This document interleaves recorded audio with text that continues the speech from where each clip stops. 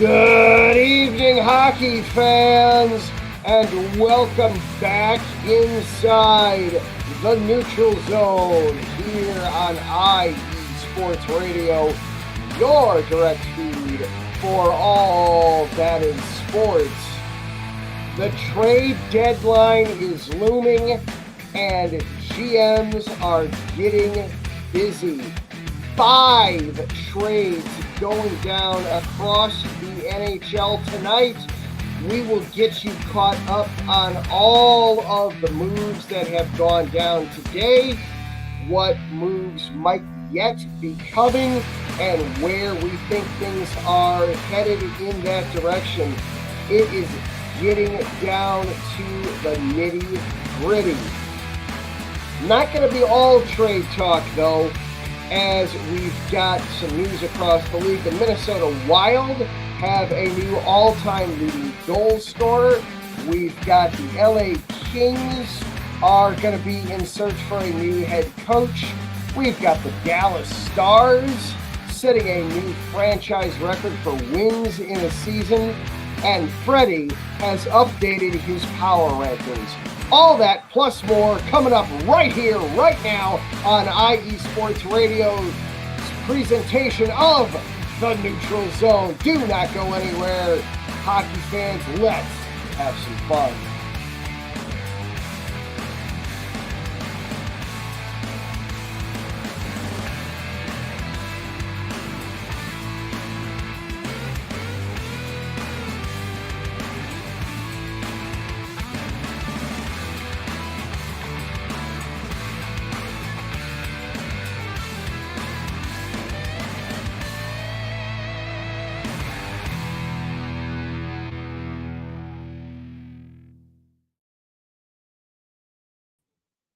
Welcome back on in, hockey fans, to the Neutral Zone here on IE Sports Radio, your direct feed for all that is sports. I am Adam. He is Freddie. We have got a lot in store for you tonight. We got several games in action across the NHL, but that's not necessarily the big news of the day. The trade deadline is just a few days away, and teams are feeling it. We've got 5 moves that have gone down today, doubling the amount of trades we've had in the month of March. We've still got time left on the calendar. So, without further ado, how are you doing, Freddie? I'm doing fantastic, Adam. How are you doing, man? I'm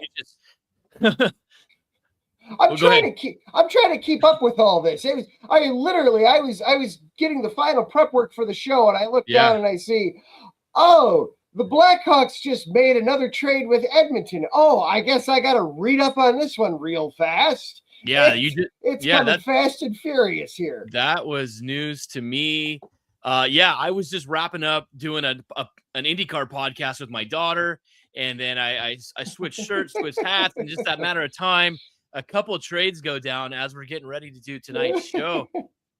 Things are heating up, Adam. It's the push to the playoffs now. Like 20 or so games left for every team in the league. Trade deadline is Friday, and the ball is rolling now. And let's talk about that trade that just happened. The second one between the Oilers and the Blackhawks in just the last day. Yeah, just the last couple days. So, we'll start with that one as it is the most recent. The Edmonton Oilers, they are being serious about trying to get over the hump here on this one. This was just within the last hour. Edmonton is acquiring centerman Jason Dickinson and Colton Dock from the Chicago Blackhawks in exchange for left winger Andrew Mangiapane and a conditional first-round pick in next year's draft. It is a top 12 protected pick. So should Edmonton find itself effectively in the lottery, effectively, if they wind up in the draft lottery and have any shot of moving into the top 2, they want to hold on to that. My initial thought on that is that first round pick is going to go to Chicago. I can't see Edmonton falling far enough down that they would get to retain that draft pick. Would you? No, I don't think so. But yeah, that's a 2027 first round pick. Don't know where they're going to be at that point in time. But I mean, Edmonton, they made a big move getting the defenseman, Connor Murphy. And then they make this one right now, adding Mangiapane and Jason Dickinson, 2 centers. Now they have 4 legitimate centers going down the center. Josh Szymanski, he'll be out, and then Curtis Lazar is injured. So they go McDavid, Draisaitl, and then Mangiapane and Dickinson right down the middle. Good move. Mangiapane's coming to the Hawks. Colton Dock I'm is sorry. the other center. I'm sorry, Colton Dock. Yeah, I'm all over the place right now. Yeah, Colton Dock probably center that fourth line group there, and Dickinson the third liners. Yeah, Edmonton is struggling. Everybody in the Pacific is struggling right now, and if anybody can get a head up on the division, the Oilers are doing that right now. And yeah, I'm interested to see exactly how this plays out. I mean, they're not huge names, but they're role players who can do a serviceable job on that Oilers team. Just adds more depth, and that's what you want as you move into the playoffs. Yeah, absolutely. So we'll get you caught up on the other trades from today. I'll go ahead and start at the beginning. The Dallas Stars adding a blue liner. Tyler Myers comes from Vancouver to Dallas. Yeah, that's huge. Myers has got to be over the moon to get out of Vancouver. The Canucks in exchange a pair of draft picks, a second round pick in next year's draft, and then a fourth round pick all the way out in the 2029 draft. And right. Sure, that got the deal done. Fine. If you're Dallas, you're absolutely fine that. Another blue liner going to Buffalo, Colton Parayko going from St. Louis to Buffalo, and Buffalo's compensation is to be determined at this point. So we're holding out on that one.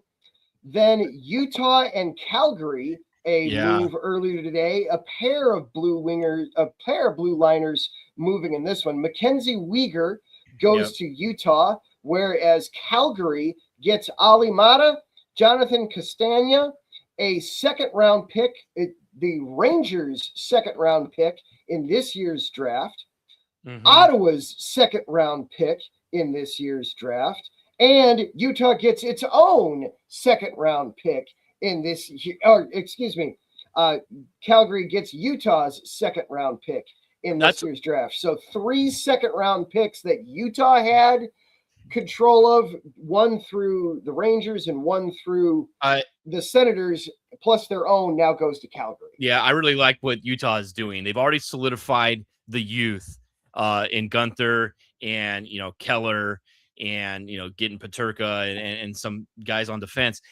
Now you add Mackenzie Weegar. Of course, he wasn't having a great year in Calgary. He's got 3 goals, 18 assists. But he's a minus 39. What Mackenzie Weegar is going to do, he's going to lock up a lot of minutes. Now you got somebody that can pair, with Sergachev or, Sean Dursey or, whoever they pair him up with in Utah. That's huge. He's going to block a lot of shots. He's going to put a lot of shots on net as well. He's a good puck moving defenseman.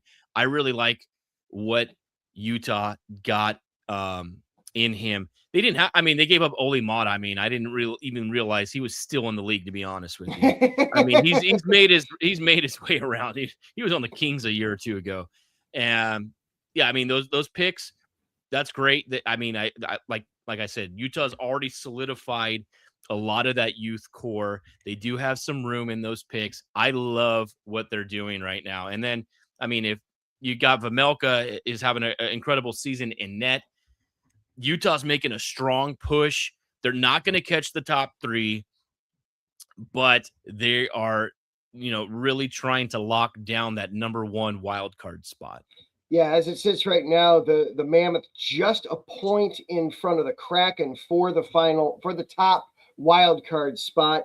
in the West, but they've got a 4-point overall playoff they've got a 4-point lead on the Sharks for a playoff spot. They've got a 6-point lead on the Kings and the Predators. This is a move to help solidify that they will be in the playoffs. I do like that for the Mammoth. One other one today, the Colorado Avalanche send a 5th-round pick in 2027 to Nashville in exchange for Nick Blankenberg, another defenseman on the move there. So Colorado trying to shore up. They've been on a little bit of for the torrid start they got off to this season. This is a slower pace that they're on right now, but trying to shore up their blue line as well here on the end. Colorado's coming off 3 straight wins. They beat the Kings and then they destroyed the Ducks last night. So adding a little bit of defensive depth is great. They did pick up, Brent Kulak in that trade with Pittsburgh that sent Gerard the other way. So they're solidifying their depth as well. They've already got the great goaltending in Mackenzie Blackwood and Scott Wedgwood, McKinnon and Crew and McCarr. They're rolling right now. But again, these are critical moves that are going to be big in the playoffs. And that you're starting to build your fortress right now, so that way you can steamroll right through. I like that move for Colorado as well. Yeah, so that's the funny thing with this trade deadline, a lot of action on the blue line. That's where we're seeing a lot of guys go. You brought up Kulak to Colorado. They already made a move for a blue liner. Now they add another blue liner. Yeah.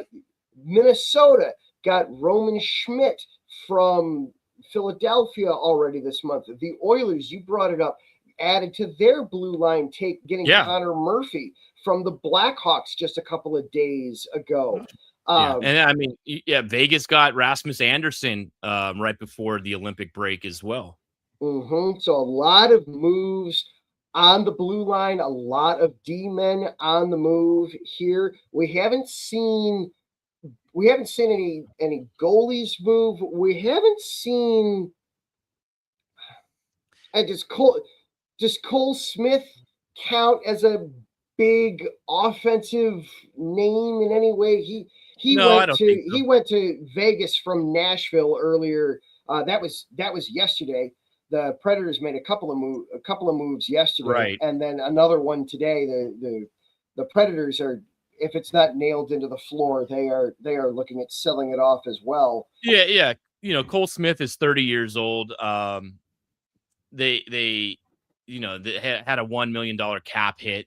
Nashville, on the other end, does pick up a 2028 third rounder from Vegas in return for that one as well. So that's just, moving assets at that point. I still think there's going to be a lot of action going on. We haven't even hit the forwards yet. I know New Jersey's got some players that they're going to be probably trying to deal. What's going to happen with Austin Matthews? Is he on the trade debt? What's going to happen with him? I mean, I think it was like one of the betting sites had the Kings at almost a 1-to-1 favorite to land Austin Matthews. I would love to see that happen. I don't know if that's going to happen. When you think about teams like Florida, are they going to be selling right now? They're not looking too good. The 2 teams that I gave thumbs up to as far as making playoff pushes in last week's show, in the Maple Leafs and the Panthers, have not won a game since our last show. So I look like a complete moron with my predictions there. But that's what you do in this industry. You got to throw some stuff out. Yes, sometimes.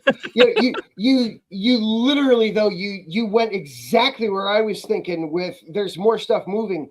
The Panthers haven't done anything yet, and they are sitting, as we're doing this show here tonight, the Panthers are sitting third from the bottom in the wild card race out east. They are 10 points behind the Boston Bruins for a playoff spot. They have all of 21 games left. That's a lot of ground that they'd have to make up. does Sergei Bobrovsky get moved?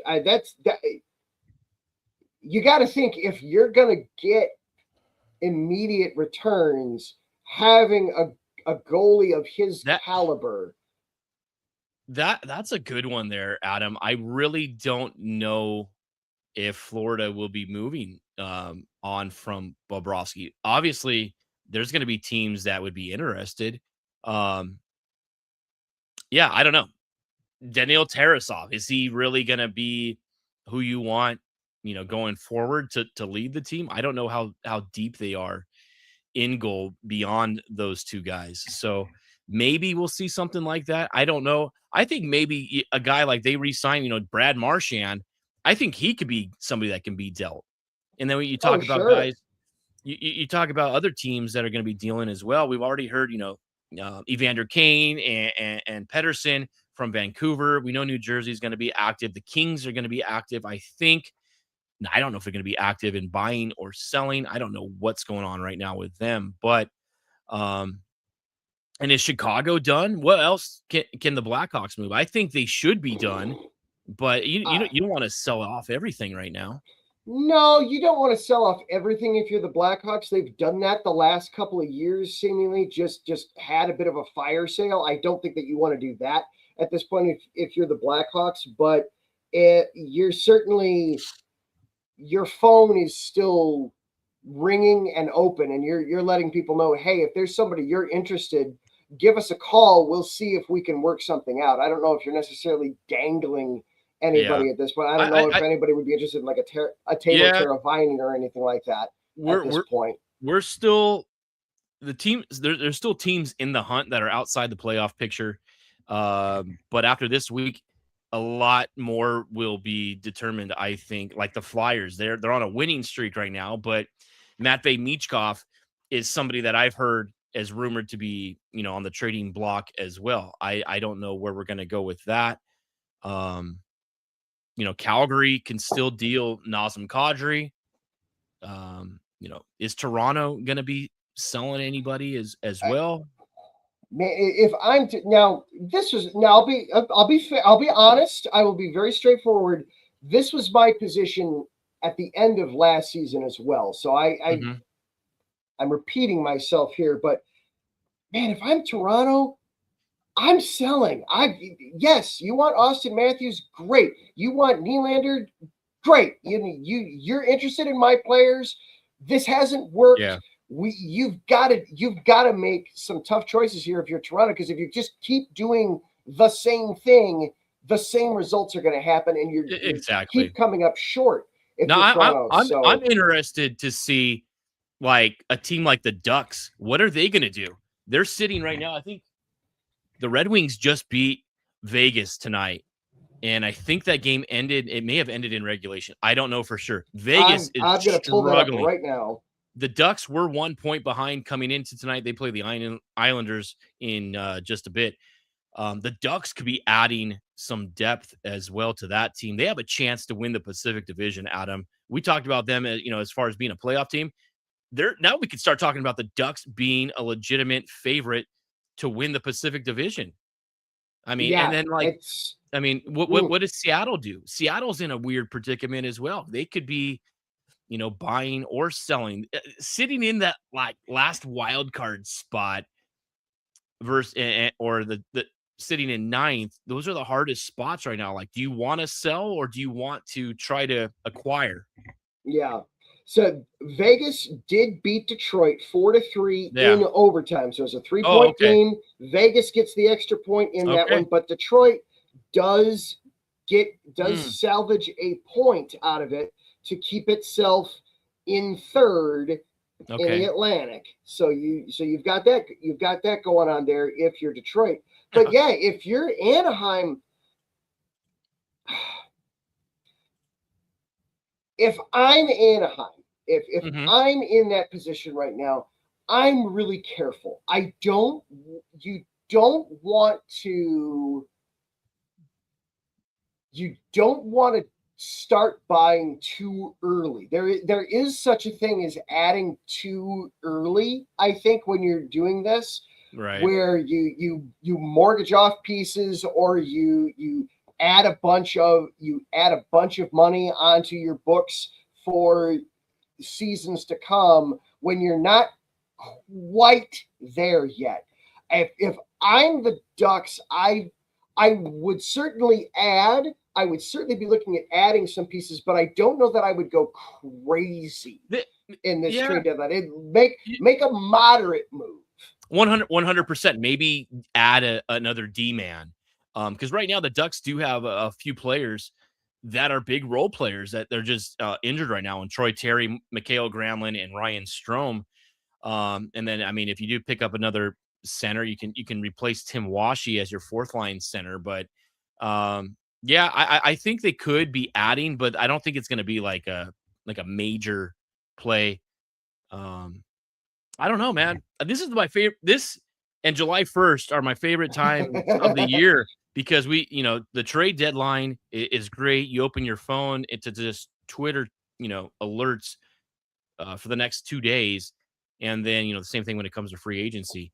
Yeah, I don't know, Adam. There's still a lot to be dealt. I think there's going to be some big players involved here within the next 48 hours.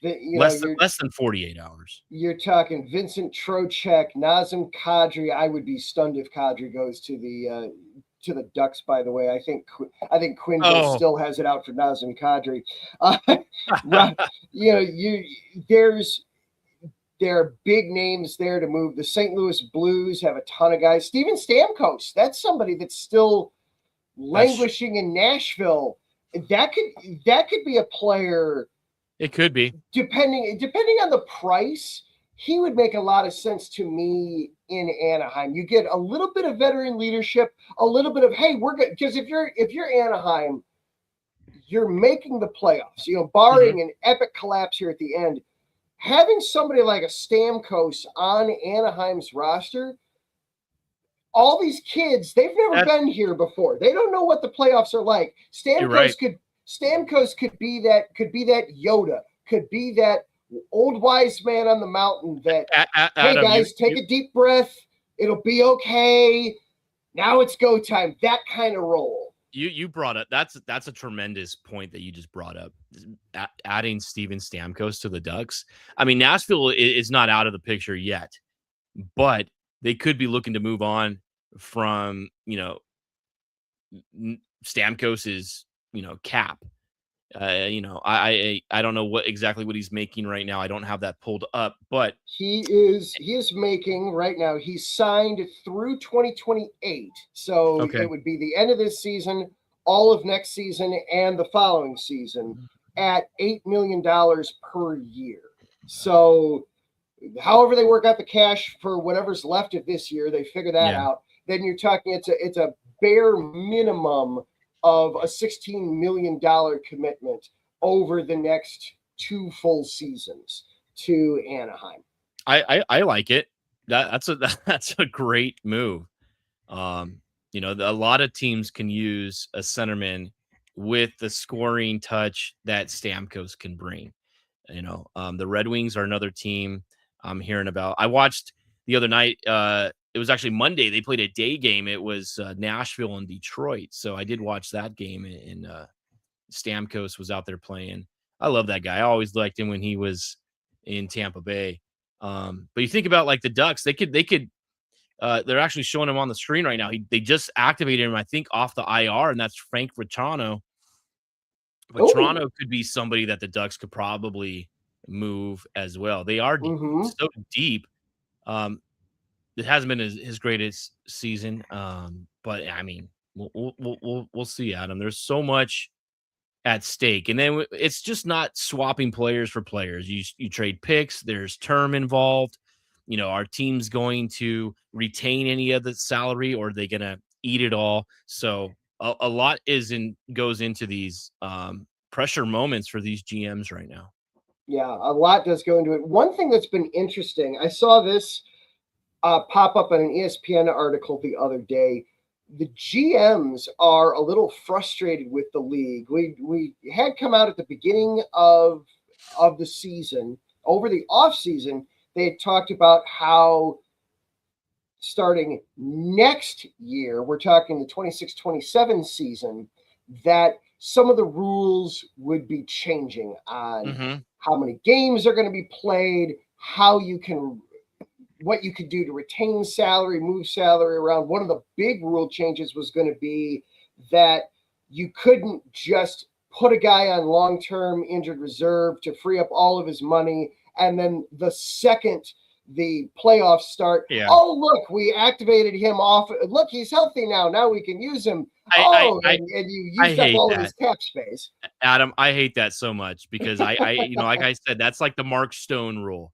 Vegas did that 2 straight years with Mark Stone with his back injury, and then they activate him. They go on and win the cup. I hate that.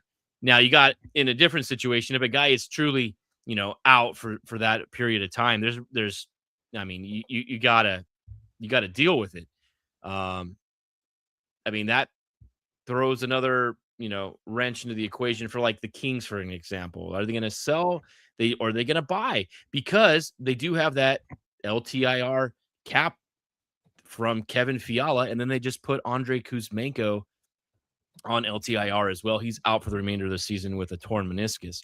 So that's, $10+ million freed up that you can go out there and acquire.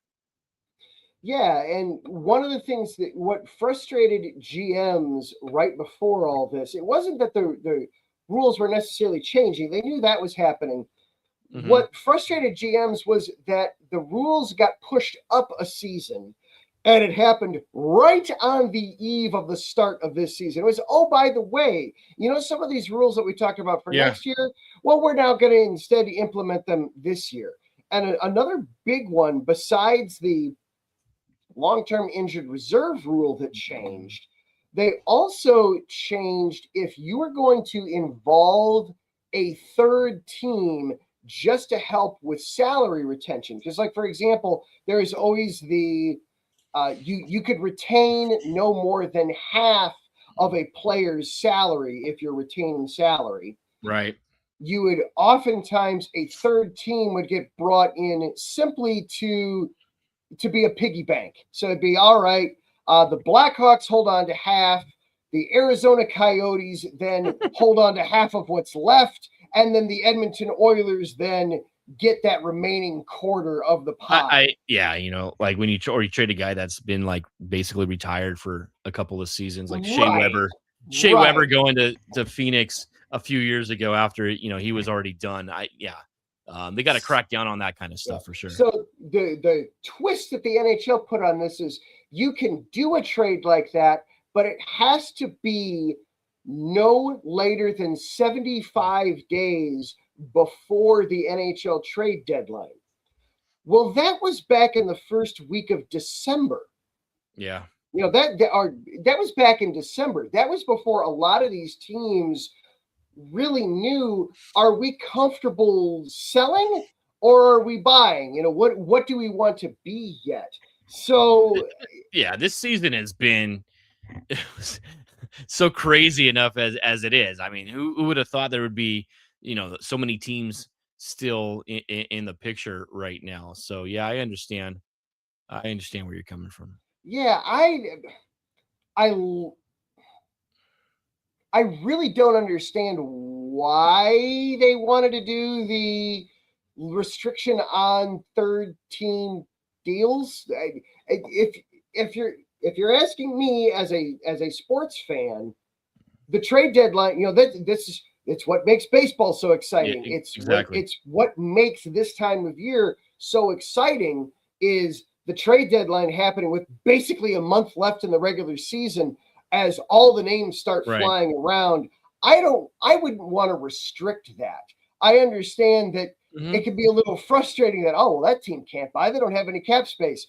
Oh, look, we borrowed this team's cap space since they're not bothering to use it.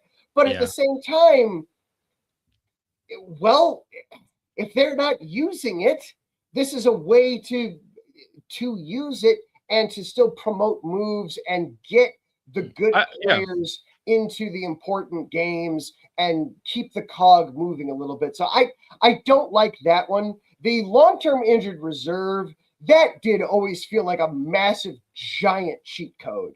It was. Well, once we get to the playoffs, what we're paying a guy doesn't matter. We're up against the salary cap, but the salary cap no longer means anything because we're in the playoffs. The Blackhawks very famously did the exact same thing back in 2013 with Patrick Kane. He got hurt with a month to go in the trade deadline, and at the time it was reported that, hey, he might not be back until the Western Conference Finals. He's going to be out for a while. They put him on long-term injured reserve. They made a couple moves that freed up the money so they could make a couple of moves. The day the playoffs started, Patrick Kane was activated on long-term injured reserve. He didn't miss a single playoff game for the Blackhawks, despite, he's not going to be available to the third round. He was there from day one. And if I remember correctly, that was the year that he won the Hart, he won the Conn Smythe. Remind me who won the cup that year, Adam. That would be those guys right there, hanging in the middle, right there. That was a beautiful playoff series. A beautiful win over the Boston Bruins, but that's I digress. So that has always felt like a massive cheat code. So I don't have a problem with them reworking that and restructuring that. That honestly just feels fair to do that. To do that. So I don't have a problem with that. But the limiting the 3-team trade, why? Who had a problem with this, and why did they have a problem with this? That would be my argument there. You're fixing a problem that didn't exist. Yeah, I mean, it is what it is. I think that they can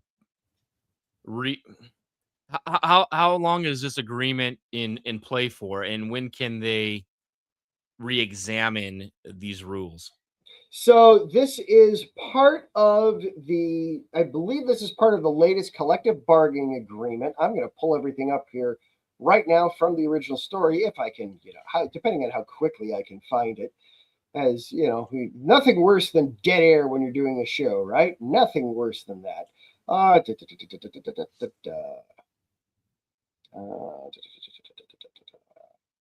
not going to find it fast enough the way I'm doing, but I'll remind me next week and we'll dive into that. Remind me next week. I'll get it pulled up and we'll dive into that as we program live on the air. Nothing wrong with that. Yeah, right. All right.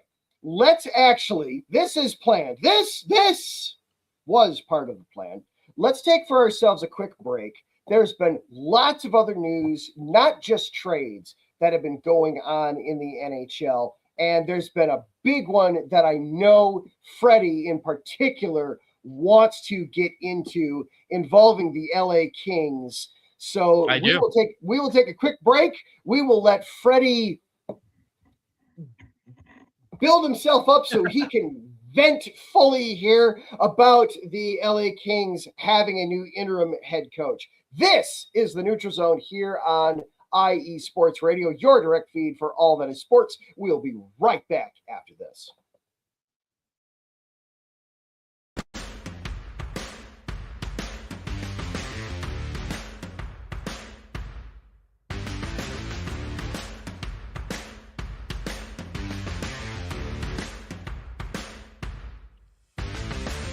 IE Sports Radio fans, this show is brought to you by Planet Jerky Premium Brisket Beef Jerky. Planet Jerky is the official jerky of the 2022 California League champion Lake Elsinore Storm, Single A affiliate of the San Diego Padres. This all brisket jerky has gluten-free options, contains no MSG, no sodium nitrate, is low in sugar, and high in protein. Go to their website at planetjerky.net and follow them on Instagram at Planet Jerky. Planet Jerky, the jerky that's on a whole other planet.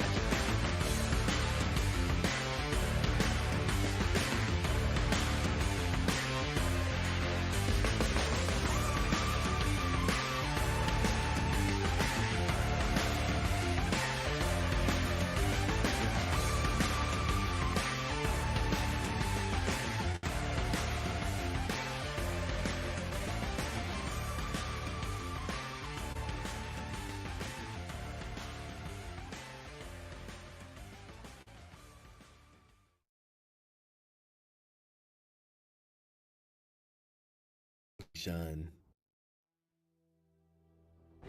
It's 4 a.m. The stars are still out. The sun is beneath the horizon, but it's time to punch in and go to work. The comfort of your warm-ups turns into the grinding out of your reps as the clinking and the clanking of the plates create a symphony of euphoria. There's no other feeling like it. Earn it, burn it, and take what's yours. IE Sports Radio has proudly partnered with Vital Apparel, a brand that not only fits great, but also promotes and donates to mental health research. Use our code IESR to get 15% off their comfortable and inspiring gym wear and help them on their amazing journey to support mental health. Go hard, take part in your iron therapy, and be strong. Because when your mental health is as strong as you are, there's no telling how far you'll go.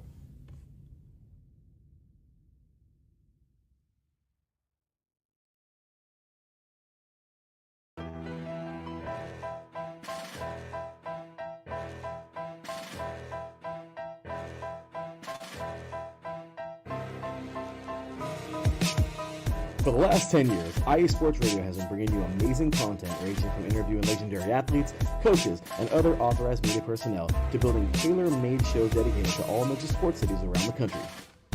Make sure to follow us at IE Sports Radio on X, Instagram, Facebook, TikTok, and YouTube to keep up with the latest in sports and with all of our shows. Also, make sure to check out our daily updated website at iesportsradio.com. At iesportsradio.com, you can see our daily show schedule and check out all of our show pages with personal bios to learn a little bit more about each of our awesome hosts. In addition to our show pages, you can catch the IE Sports Radio blog, Hall of Fame, Fans of the Month page, and our merchandise shop, including t-shirts, tank tops, caps, long sleeves, hoodies, and more. For now over a decade here at IE Sports Radio, we've continued to be by the fans, for the fans, and we thank you all for your support and for making IE Sports Radio your direct feed for all that is sports.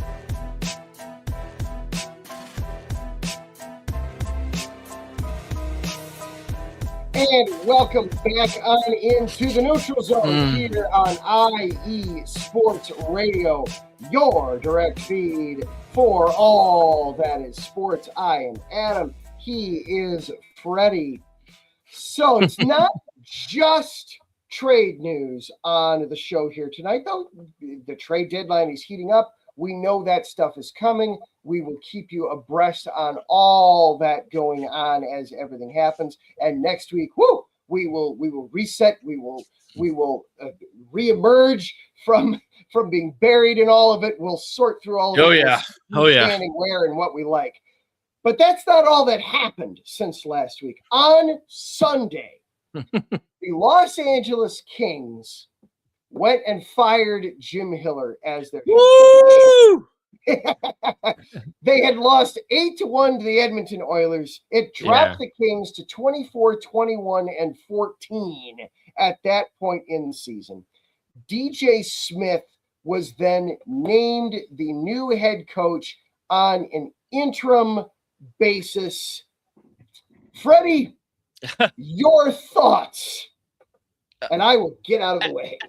Adam, you know how much I despised Jim Hiller and what he had done with the Kings and the way he's coached over the last 2+ years.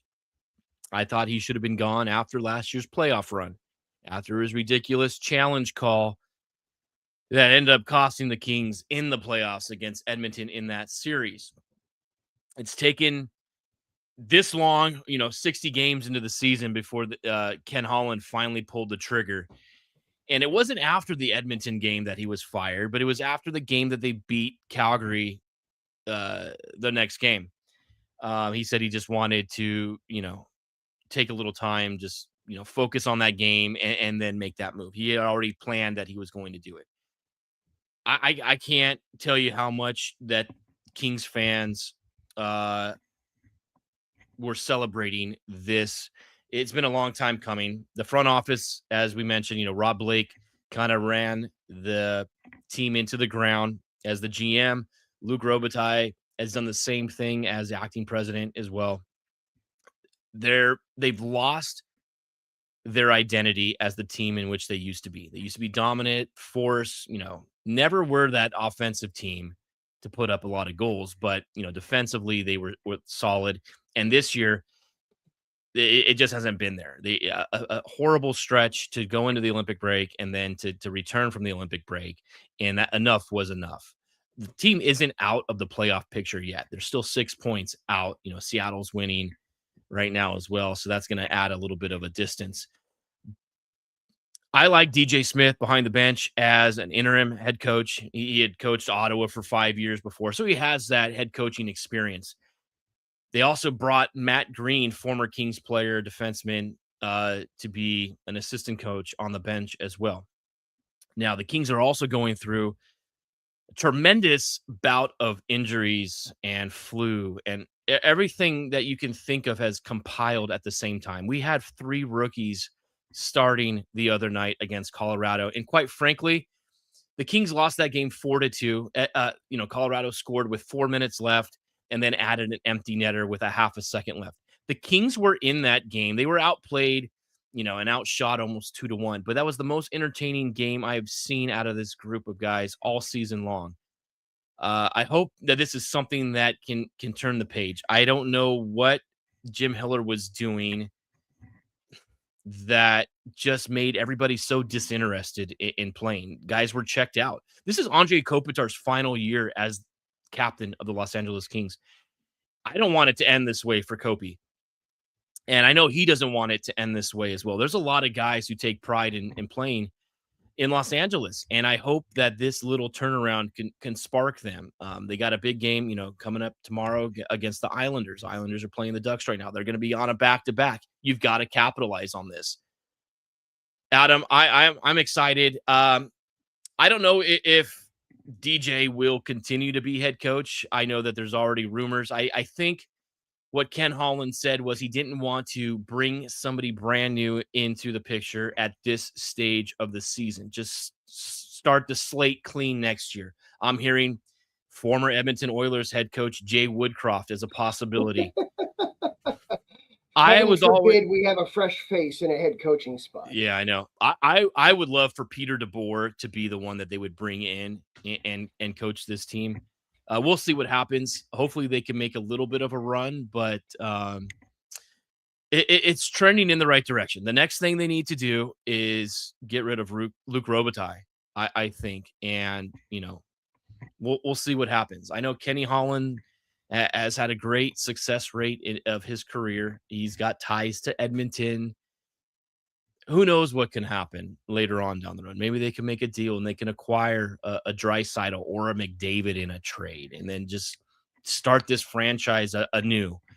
I'm interested to see, but they got to win the games at hand right now. And it's much more entertaining watching the team play, not with Hiller as the bench boss right now. I can already see an attitude change, and the team was just playing a little bit better. There was a different style to the game. It wasn't that sit back, play defense. They were actually attacking a little bit more. Obviously, against Colorado the other night, you can't really attack Colorado because of the weapons they have. Right. But their rookies were holding, the fort down. They were playing fourth liners late into that game. So I like it. And if they are going to go down and not make the playoffs, at least let the guys play. Let's see what the youth is made of and, start selling some of those assets off. But, my wife even texted me Sunday. She's like, did you hear? I was like, trust me. I know. I've been calling it. But yeah, she was happy. She's like, finally, that guy's out of there. And then everybody is like, yeah, Hiller's gone. So we'll see. The Kings need a new identity, and hopefully they can get that right now. 20 games to go in the season. See if they can turn it around. Yeah, it's a very short amount of time left in the season. The Kings are 5 points out of a playoff spot right now. Certainly there's time to make that up, and especially with the acquisition of Artemi Panarin, to me, the Kings are pot committed. You are doing everything in your power to win this season. If you don't acquire Artemi Panarin and then turn around and sell, in my opinion, you're right. Why would you go out there and get Panarin? He is a future Hall of Famer. There's 3 future Hall of Famers on this Kings team right now. They need to do something and do it quickly. We'll see. It starts tomorrow. a brand new, day. We'll see what happens. But yeah, I mean, you got to add some pieces around Panarin. I mean, and who's the Kings? This is where I think about it. Quentin Byfield has been a bust. He was supposed to be your number one center after Anze Kopitar had left, and he has not fulfilled his role, especially being a second overall pick. Fans have wanted him, traded all throughout this season. And they really don't have anybody that can fill that number one spot. I hope that they could go out there and maybe I don't care for Elias Pettersson too much, but if you bring him in, I mean, he's a good player. I would like to see a center like Robert Thomas from St. Louis, and St. Louis is starting to sell off their guys right now. He could be a really good piece. Vinny Trocheck could be another big piece as well. But yeah, Adam, I'm going to step off this soapbox right now. The Kings have been horrible. You know what? And I've said it. I'm going to be honest with you. I'm not a fair weather fan. I'm just an honest fan. When I think the team sucks, I'm going to call it out. And right now they've been sucking. And I think, this is just the first domino to fall to get this franchise back to where they need to be. Because you got the guys down the road in Anaheim on a youth movement who are attracting more fans to their games, out publicizing and out advertising for their team. And then you got San Jose in Northern California, who's in the same direction. They're in upward trajectories where the Kings are starting to tank. Yeah, if you're the Kings, you've got to do something. You're in danger of slipping, but at the same time, they also are, as you said, they're in a position. They can make some moves. They can still have some good things happen for them yet this year. They've got the game tomorrow against the Islanders. You brought up that the Islanders will be on the second end of a back-to-back. They've got they host the Canadiens on Saturday night. They then play Columbus on Monday. They've got the Bruins next week. They play the Islanders again. They've got some opportunities. They've got another game with the Rangers coming up here soon. They've got some opportunities to make up some ground. So yeah, it's very appropriate and would be very correct for the Kings to try to be aggressive. And that's why, promoting from within with DJ Smith makes sense. You're not firing Hiller because you're hitting the abort button on this season. You're firing Hiller to try to double down on this season and get the most you're this right. season. You're absolutely right, Adam. Yep, 100%. So we'll see. We'll see. Yeah, we'll see how it goes for the Kings. Certainly an aggressive move. We've seen teams that do this in the past. Edmonton just did this. What, last season, or was it the season before? Fired their head coach. Yeah, the season before when they brought in Knoblauch. And then St. Louis did the same thing when they brought Craig Berube in there, right? Yep. And then, the Kings kind of did the same thing when they brought in Daryl Sutter in 2012. They got in as that eighth team in the playoffs, and they went 16-3 or whatever it was in that playoff run to win the Stanley Cup. So if they can get in, anything can happen. I'd like to see them add a couple pieces, make a push, because this team there's some pieces that aren't very good, especially on the defensive side, but they're close. And you don't want to go out without a fight. Yep, absolutely. So a big move in the NHL. We haven't seen as many head coaches go down this season, but we knew that was going to be a big one to discuss, a big one to dissect and go through. And I knew that you would have lots of opinions and lots of thoughts on that subject. So not the only news in the week, though, as we get ready to, we're gonna get ready to wrap up the show here a little bit. A couple of more news and notes, and then we'll get into Freddie's power rankings to close out the show tonight. The Dallas Stars, they have now won 10 consecutive games. This is the best streak that the Stars are on in their franchise's history at this point. 10 consecutive wins. They are still in second place in the Central. They're still 6 points back of the Colorado Avalanche. Amazing how, you can have a 10-game winning streak and you're still, Right. barely in spitting distance, barely I in know. sight of the next team in front of you in the standings. But still, congratulations. Tremendous job by Dallas. They've got coming up on their schedule. We'll see how well they can keep it going and keep it rolling. They've got coming up on their schedule, as I get that re-pulled up here. They next play, is it tomorrow or is it Friday? They next play Friday, as I get it pulled up here. And they play the perfect Avalanche. Opportunity to make up some ground on Colorado as they Colorado. host the Colorado Avalanche. That is going to be a doozy of That's a going to be game. an outstanding game. Colorado at Dallas, massive game. Dallas coming in on that 10-game winning streak.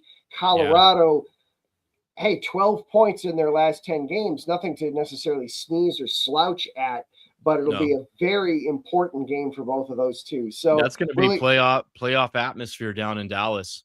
That's going to be huge. That's a tough place to play in too. Those fans are rocking down there. So that's going to be a huge game Friday night. If you have nothing to do, turn that one on because that's going to be huge. Yeah, Jake Ottinger will need to be on his best behavior on Friday night as Colorado comes to town. You do not want to ignore Nathan McKinnon or Devin Taves or any of the other guys that can just absolutely put the puck in net. Dallas just brought Tyler Myers in that trade. That's a big boy defenseman. He's going to be physical. Great piece for Dallas because they aren't that physical on the back end. They've got a lot of skilled defensive players in Hartley and Heiskanen, but to add a little bit of meat to that blue line now, that's a great trade that the Stars made. Welcome to the Stars. Yeah. First up. Throwing them right in there, yeah. We'll throw right into the fire. Absolutely. Hey, sometimes that's where you get the best stuff is right there when you get tossed right in. Another little tidbit before we dive into Freddie's power rankings, which I know everybody is waiting on. Oh, everybody.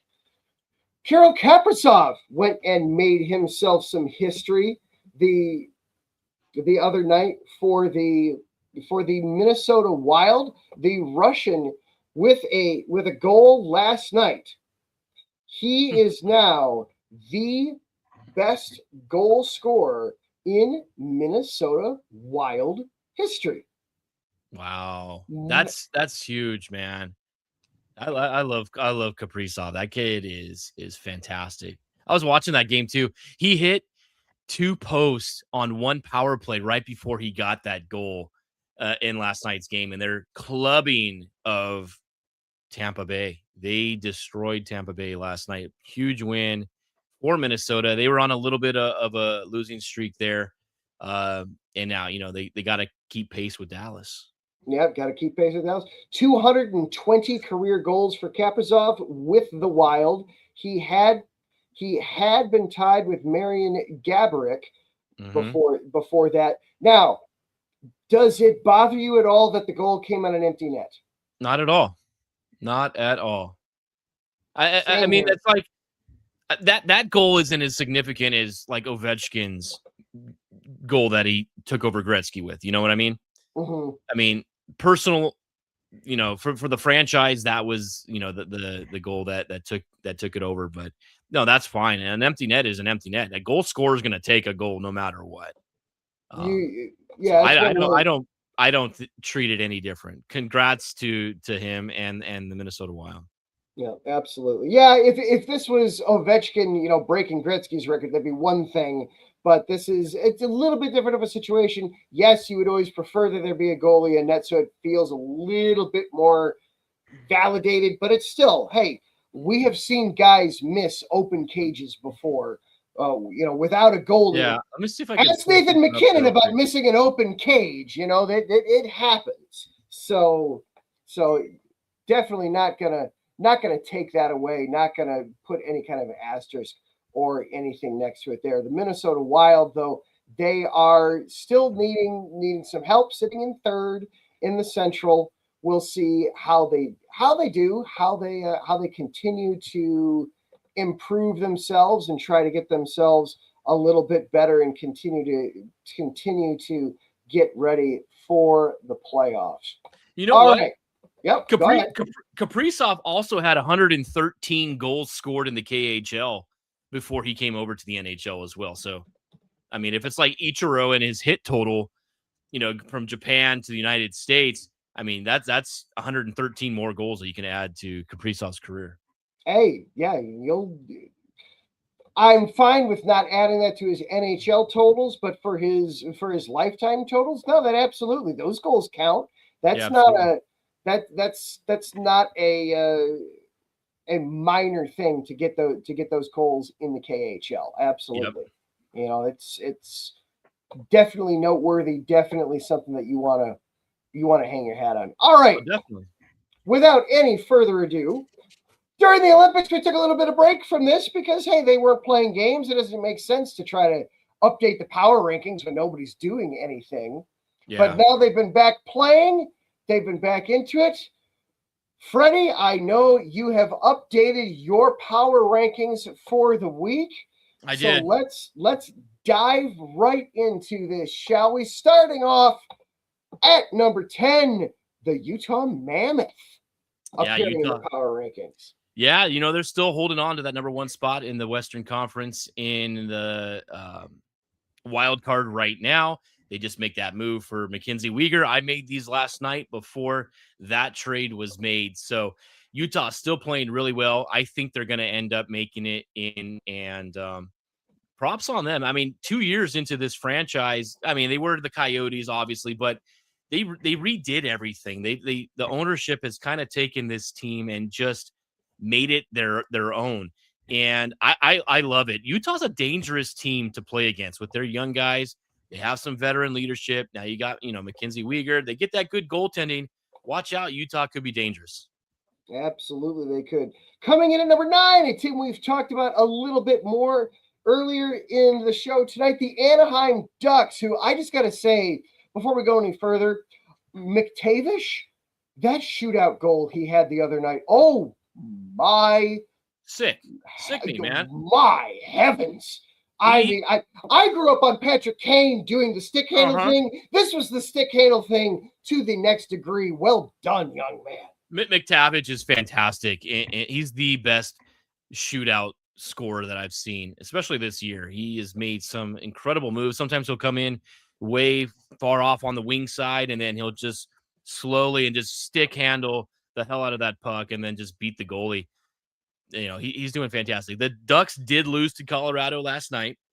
They got spanked. Let's just say that, but they had been on a good streak. Again, they're a very streaky team. They go on the long winning streaks and they have these little hiccups. They're playing the Islanders, who are a playoff team right now in the Eastern Conference. Started the game down 1-0. They just got a goal from Cutter Gauthier, his 30th of the season. If Anaheim can stay healthy and continue to play this way, I think that they can be a playoff team. Now, we're talking about them maybe possibly winning the division. They're sitting, 3 points behind Vegas right now after Vegas's win tonight. If the Ducks can win tonight, they'll be back to 1 point out. But I think they're going to solidly make the playoffs, Adam. And I didn't see this coming this early. And Coach Q, congratulations. He just picked up his 1,000th career win just a few games ago, becoming only the second NHL head coach to ever get to 1,000 wins. Yeah, that's Coach Q was a very special part of my introduction into NHL hockey all those years with the Blackhawks. Congratulations, Coach Q, on that. The job he's doing this season, I feel like he's hands down going to be coach of the year there in Anaheim for what he's done with the Ducks, regardless of how the rest of this season goes. But an impressive job by the Ducks, and they make it to number 9 in the power rankings this week. At number 8, it's the team that the Ducks are playing, the New York Islanders, another kind of surprising team that we weren't necessarily expecting to be here at this point. Yeah, no, Matthew Schaefer's had a whole lot to do with that, and the freaking Ducks just scored again. Cutter Gauthier scored another one, so 2-1 now, Ducks. Islanders currently on a 5-game winning streak, 8-2 over their last 10. They're 75 points, sitting tied for third in the Metro with the Penguins. The Islanders continue to do it. They are one of the best offensive teams in the league with Sorokin in net. I really like them. Bo Horvat, one of my favorite players as well. I do like the Islanders. They can be dangerous. They can be scary. I wouldn't want to play them in the playoffs, and they could be another team, Adam, here that I could see maybe possibly making a move before Friday. We'll it'd be another one. My advice to the Islanders would be very similar to my advice for the Ducks. Don't go overboard. It's okay to try and baby step this a little bit. You don't want to jump in with both feet too early. But a moderate move, absolutely take advantage of that. And once you get into the tournament, hey, anything can happen. There's no reason that the Islanders can't go on any bit of a run here in the postseason. Coming in at number 6, now this is one of the more veteran teams in some regards, the Detroit Red Wings. Are they finally going to be in a position to, for all those years they had that playoff streak? Yeah. Are they finally going to be in a position to start a new playoff streak? I hope so. I really have been on this Red Wings team since the beginning of the season, and I continue to hype them up. They did beat Nashville the other night. They're the only team right now in the playoffs on the Eastern Conference side with a negative goal differential. They're at a -1 where everybody else is on a positive side. They just also on Monday had John Gibson go down with an injury in the first period of that game. Cam Talbot had to come back in and clean things up. But they had really been riding Gibson for quite a while.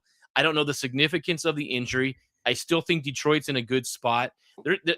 All season long, they're battling, with Montreal and Boston. And now Buffalo's kind of taken them over as well. But that's a core division right there. They're only sitting 4 points behind Tampa Bay from first overall in the Atlantic. I do like the Red Wings. I'd like to see a little bit more consistency out of them. They're only 4-4-2 over their last 10. So I'd like to see them pick it up. But for right now, they are in a good spot. Yeah, they are. And then you just mentioned them that another team that has snuck in and kind of forced themselves into the equation here. At number 6, the Buffalo Sabres on a run all of a sudden. God. And they welcome Jack Eichel back the most rude way possible by just spanking the Golden Knights in Buffalo the other night. How real is this Buffalo? How much of this is a mirage? How much of this is smoke and mirrors? And how much of this is, hey, don't look now, but objects in rearview mirror are getting close? Buffalo is a dangerous team. I thought that they would be selling some assets like an Alex Tuck, possibly at the deadline, or a Tage Thompson, but now this team is rolling. I think there's something like 26-10 since December 1st. If I did my math right earlier, I could be wrong. They just swept through the teams in Florida, and then they beat Vegas. They are very hot. They can score from everywhere. They're getting good goaltending as well. They're just as tough at home as they are on the road, almost identical records. 7-2-1 over their last 10. Buffalo sitting right now only 2 points behind Tampa Bay for first in the division. They do have a few games more that they've played over Tampa Bay, but man, Adam S., if you're out there, I'm pumping up your Buffalo Sabres. I can get on board with this team. I haven't been this excited about the Sabres since the years that they had Ryan Miller and Danny Briere and guys like that back in the early 2000s. So yeah, Buffalo, very good team. Yeah, and I realized I actually made a mistake when I was typing it up. I skipped over one of the teams. Buffalo is actually 5. 5, okay.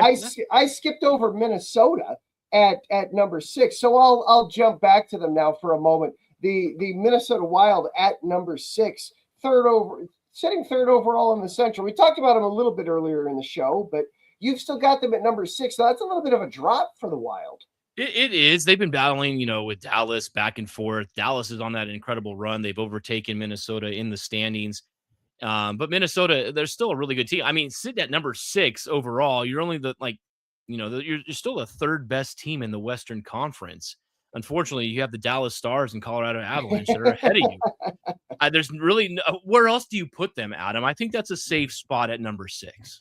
I don't disagree at all. They do have the rotten luck to be in the same division as arguably the top 2 teams in certainly the Western Conference, and I would argue, heck, in 2 of the top 3 or 4 teams in hockey, as you've got them there as well. All right, now we'll get ourselves back into order here, and at number 4. It's another blue team. You can't tell that I changed the color, but that's fine.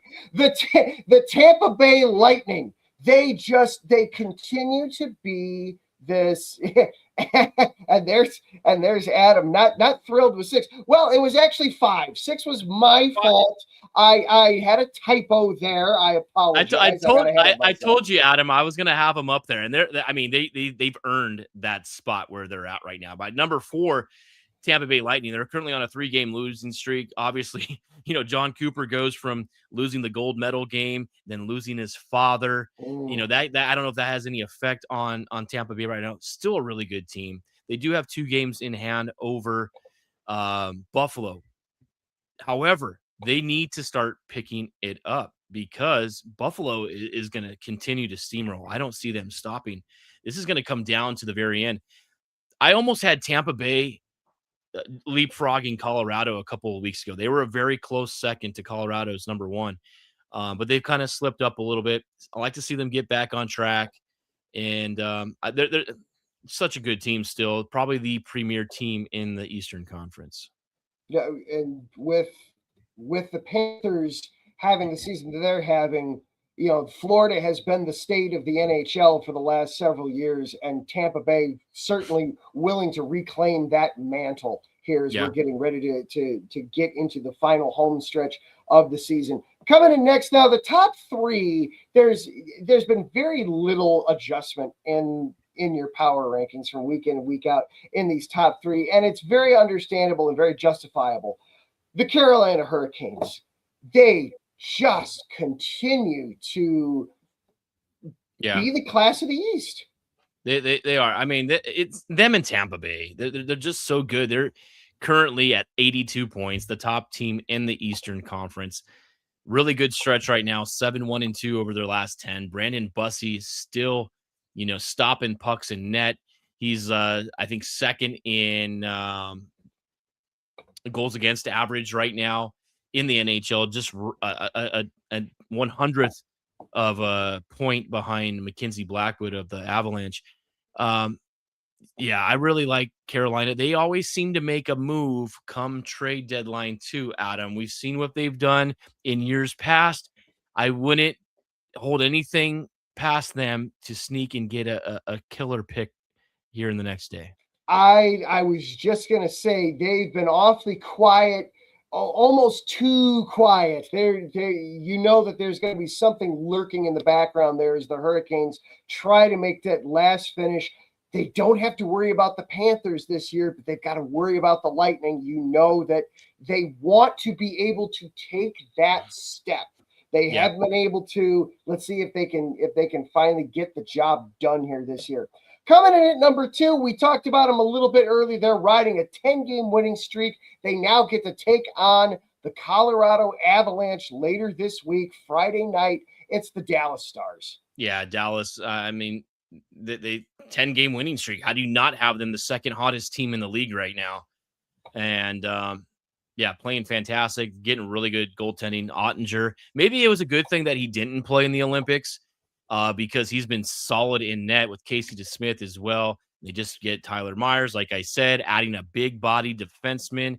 You got to compete because you've got those other teams. You got Quinn Hughes in Minnesota and Cale Makar in Colorado and all the firepower that they have.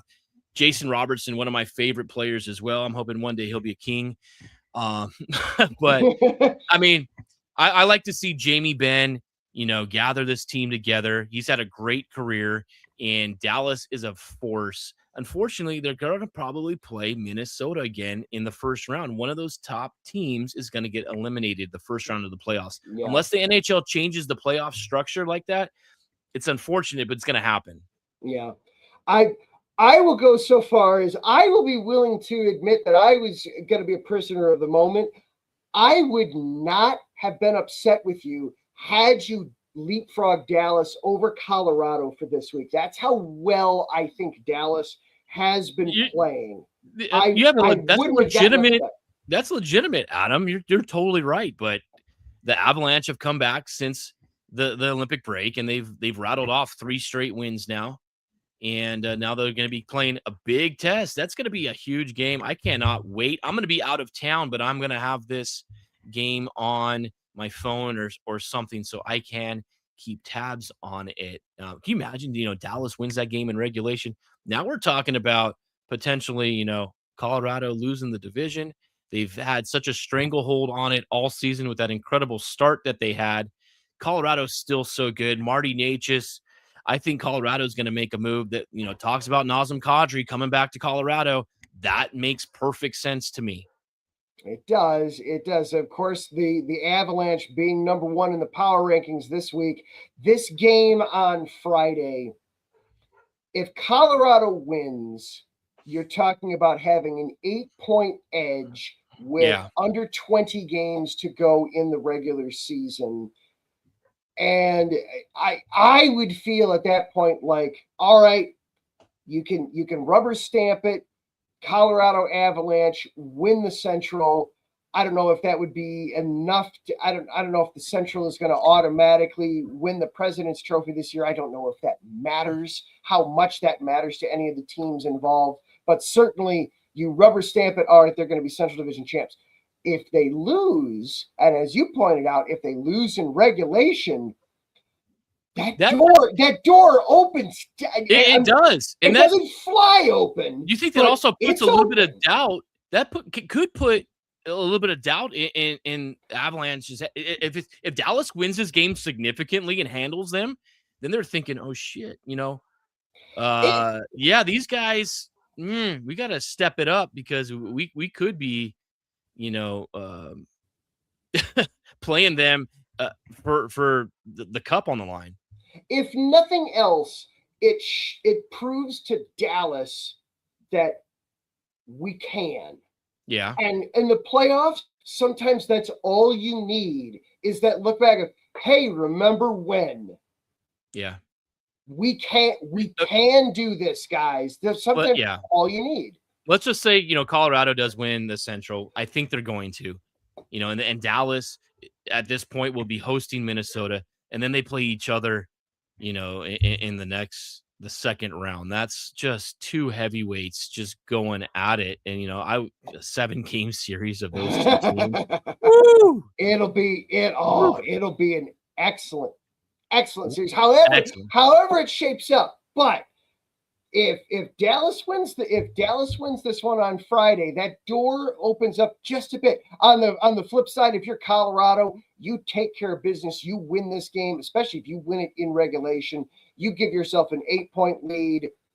Sign the checks. Make the T-shirts. Whatever it is you want to do. Colorado Avalanche win the Central Division. And so a huge game Friday night. Huge. Adam, the San Jose Sharks aren't in the top 10 power rankings right now. They're very close. They're probably about the 15 range. But I just wanted to point out that the other night, Macklin Celebrini, for the 14th time this season, had recorded 3 or more points in a game.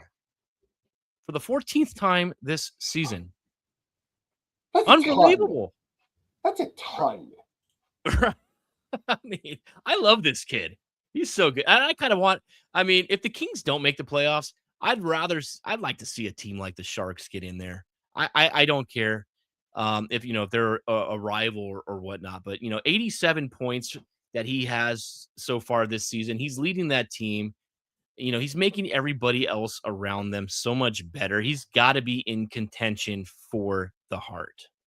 Oh, without a question, he's in line for the Hart. We'll get more into that as we get through the next couple weeks and start and start really piecing all that together. But I would imagine he would have to be one of the favorites for that at this point with the way the show's going.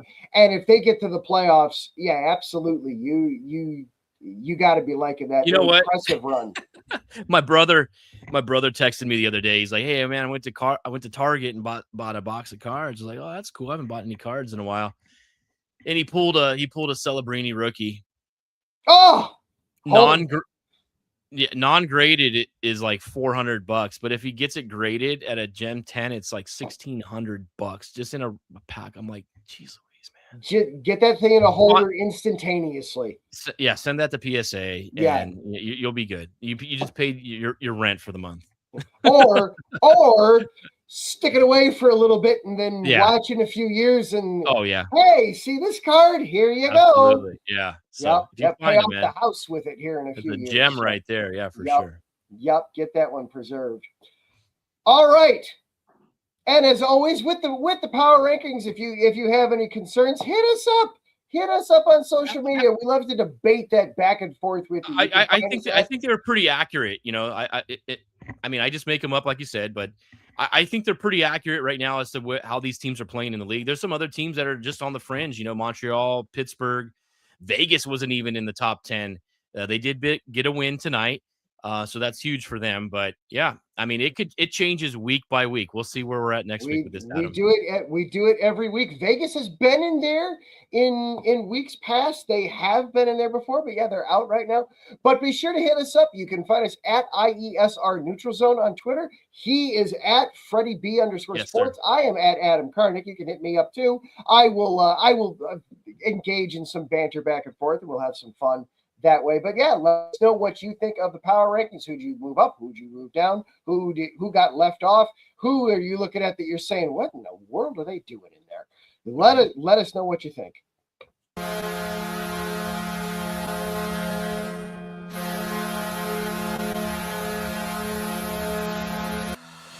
And with that is going to be our show for this evening. Thank you. First of all, shout out to each one of our sponsors. Planet Jerky, Premium Brisket Beef Jerky, the jerky that's on a whole other planet. When you go to planetjerky.net, to place your order, they're still offering free shipping on all orders of $50 or above. I would recommend giving the volcanic jalapeno a try. It is tasty stuff. You will enjoy it. But they got something for everybody's palate. You will find something that you enjoy and like.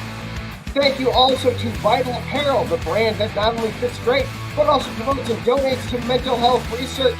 Visit vitalapparel.com. Use the promo code IESR in checkout, and you get 15% off of your order there. I just had it up there, but in case you miss it, you can follow along with the station on all the social media platforms.